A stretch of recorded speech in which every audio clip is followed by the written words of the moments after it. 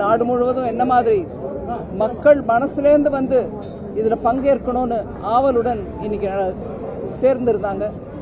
Television மூலமாக நிறைய மக்கள் பார்த்தாங்க. எத்தனை பேருக்கு இந்த கோர்ட் ஆர்டர் சரியான சமயத்துக்கு போய் சேர்ந்ததோ இல்லையோ நமக்கு தெரியாது. ஆனால் பார்த்தவங்க எல்லாரும் அனுபவிச்ச அந்த ஆனந்தத்தை நாங்களும் அனுபவித்தோம்.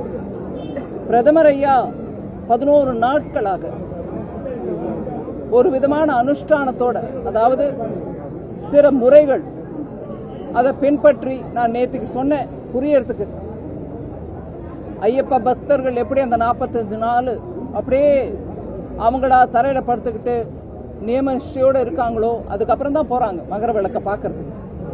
அந்த மாதிரிப்பட்ட ஒரு கட்டுப்பாட்டோட 11 நாட்கள் இருந்து இன்னைக்கு நாட்டின் சார்பாக ஒரு பிரதமர் போய் 550 வருஷமா வெயிட் பண்ணிட்டு இருந்த அந்த அயோத்தியில ஒரு நல்ல ஒரு பெரிய அழகான கோவில், அதுல ராமரை ஸ்தாபிச்சு அவருக்கு பூஜை செய்யும் காட்சி நம்ம எல்லாரும் பார்த்தோம்.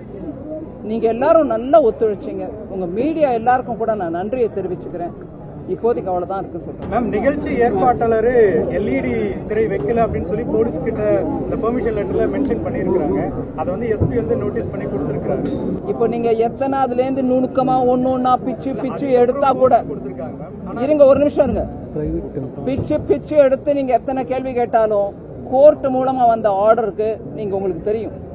நேத்திக்கு நீங்க எவ்வளவு அப்படி எடுக்கிறீங்கன்றதுனால சொல்றேன். அறநிலைத்துறை என்ன சொன்னாங்க, நாங்க அப்படி ஒன்றும் தடுக்கலையே. நான் அப்பவே உங்களுக்கு சொன்னேன், தடுக்கிறதா எழுத்து முடிவமா அவனுக்கு கொடுக்கல.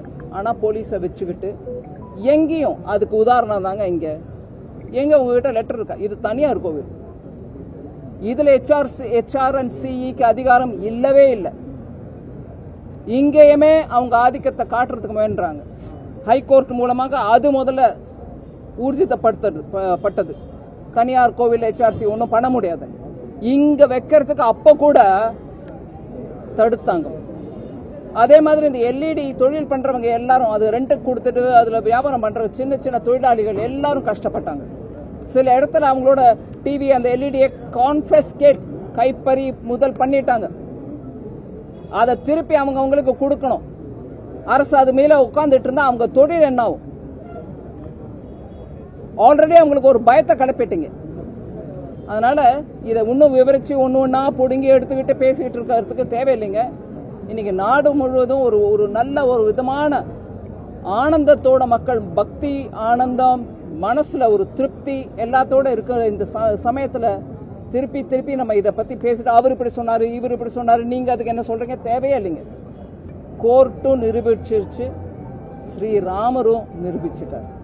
இந்த நாட்டில் இந்து மக்களை அவங்க உரிமையை பறிக்கிறதுக்கு திருப்பி முயற்சி நடந்தா நியாயப்பரமா சட்டப்பரமா கோர்ட் மூலமாவது நாங்க போவோமே தவிர கல்லை அடிச்சுக்கிட்டு சந்தை ரோட்ல வந்து கத்திக்கிட்டு அந்த அமக்கலம் பண்றக்கூடிய மக்கள் இல்லை.